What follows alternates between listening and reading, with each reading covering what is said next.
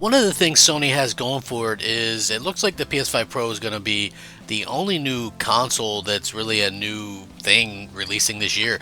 I think fans are very much anticipating and eagerly awaiting new hardware. I mean, when we first start getting rumors of these things, we're only, what, a year and a half, 2 years into the cycle, so naturally the feedback is like, I don't really want to see that. It's too early, there's no need, and I think I was in that camp. But then as you get like 4 years in, you start to realize that, yeah, you could maybe do with a little excitement and maybe perhaps get one of these new consoles. So obviously we thought, for years now, we've been expecting a new Switch console. Everybody's been like, the Switch 2, it's coming out, and then we don't get it. It's just one of those things. Like, honestly, we keep seeing this happen, and fans kind of look at it with a little bit of disappointment. But for me anyway, the PS5 Pro launching this year is one of the reasons why you know things happen the way that they are. We're gonna have to wait and see. Why hasn't Sony officially announced it? A lot of people ask that. I saw a very interesting article, in terms of this. So rumors as far back as 2022, like I was saying, pointed towards a mid-gen refresh for Sony's console. But reflecting on the PS4 Pro's success and the time frame in which it launched after the baseline PS4, you wouldn't need to claim yourself as an industry expert to feel confident in predicting a PS5 Pro is categorically going to happen. Now, as 2024 progresses and we see meat added to these rumors, back in April, Moore's Law is Dead revealed various aspects of the PS5 Pro's internal specs, and anonymous insiders have since corroborated these reports. Plus, Tom Henderson, of course, from Insider Gaming, cites that these reports are a result of the dev kits that have been sent out to third-party developers. So whilst we still need to take these specs with a grain of salt, there does seem to be at least some sort of foundation to these, expectant fans declaring the specs as real. In summary, they said the amount of PS5 Pro's GDDR6 RAM and how it compares with the base PS5, the increased GPU power, more powerful audio processing, and improvements to ray tracing performance via accelerated ray tracing thanks to RDNA 3 architecture. In other words, these rumored specs point to a noticeable increase in graphic rendering speed, 2 to 3 times improvement in ray tracing, plus enhanced upscaling and anti-aliasing. Now, in June of 23, Key to Gaming reported that PS5 Pro will have 30 WGP and 18,000 MTS memories, while Tom's Guide reckoned that the Pro will include a Ryzen APU way back in 2022. Now, while the exact components nestled within the PS5 Pro are subject to change, it is expected the mid-gen refresh will look to deliver more constant frame rates and more consistent frame rates at 4K, while a speculative 8K performance mode is not out of the question. Lastly, it's possible that the Pro will expand its relationship with PSVR 2, although Sony seems to have completely given up on the PSVR 2 at this point. Like, I know it's still getting games, so to speak, but it's not really getting anything from the first party, and Sony is in fact closed down some of the first party stuff and canceled some of the first party stuff that was actually happening. So we'll see how that kind of works out in the future. But for me personally, I'm just kind of looking at how this can get people excited again. How to get people amped up about the future of gaming and consoles, and that's the biggest thing for me. I want to see how these things continue to get people excited. It's like console gaming to me is like the end all be all, and I know that's not for everybody, but for me anyway, I love to see that. I love to see people get excited by the console gaming, and people wanted to see something from the Switch. They wanted to see a mid-gen refresh from Xbox, and it doesn't look like we're going to be able to get that. But still being able to get this from PlayStation, I think would be pretty cool, and it does kind of behoove them to launch when Microsoft and Nintendo aren't. So anyway, what's the holdup of this? Given the wealth of rumors and things like that, why hasn't Sony announced the PS5 Pro yet? Their silence is kind of pointing to numerous observers to deduce the speculative of a November 2024 release date. Perhaps PS5's more powerful sibling has been delayed, but then we've seen reports that were debunking that. So anyway, A lot of people that are desperate to get their hands on the Pro needn't worry just yet.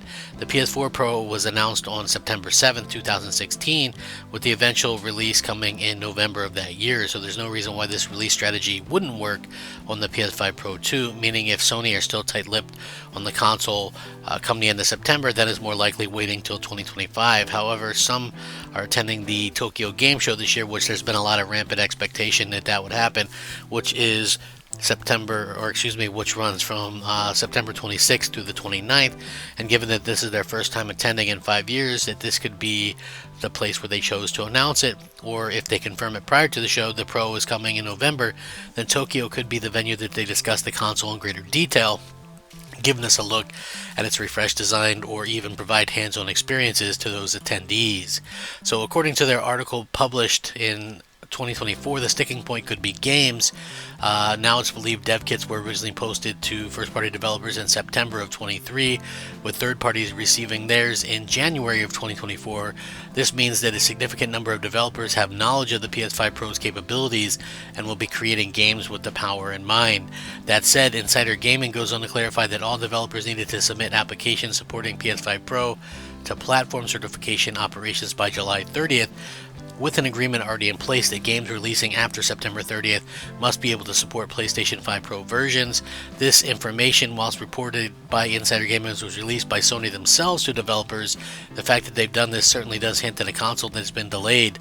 Still, there is concern among insiders that the number of first-party titles pledging to support the Pro hasn't been significant as Sony hoped. To be clear, this isn't a revelation. This does not confirm or deny the Pro's launch in November, but if we consider Sony's confirmation back in February that no first-party sequels to existing franchises will release before April 2025, we could maybe feel a little concerned that if the Pro does indeed launch in November this year, it might be a death of launch titles capable of convincing others than die-hard fans to fork out the money to go pick one up. Perhaps the most hotly anticipated first-party title on PS5 is Wolverine, following developer Insomniac Games, Ratchet & Clank Rift Apart, and Spider-Man 2. Currently, Marvel's Wolverine is slated as, to be determined. We don't really know when that's going to be coming, but it leaked out and it looked pretty rough. So, yeah, not really much going off there as far as we can tell. So, there's no guarantee. Astrobot, that there's no guarantee that it'll include a Pro version, and it's really just a platformer anyway, so would it really receive much of a bump anyway? I don't really know. Concord is coming in August, while Sucker Punch, Santa Monica Studios, and Naughty Dog are presumably working on sequels, so they won't be released until at least before April 2025 at the earliest. Now there's hope that Days Gone developer Ben Studios, Housemarque, or a remake Extraordinaire's Bluepoint, now said to be working on something original, have an announcement up their sleeves, but in reality, the success of PS5 Pro's launch title might rest on third parties. Metal Gear Solid Delta, Snake Eater, Death Stranding 2, and Grand Theft Auto 6 would indeed prove the exceptional platform sellers for PS5 Pro, which again I've mentioned this multiple times. If you can get GTA shown off on your platform, then yeah, I think that's all you're realistically going to need. And we would see a lot of people kind of jump onto the hype train there, like myself included. Like, I'm not like the biggest GTA fan, but if you can do something like that, then hell, might as well go ahead and do that.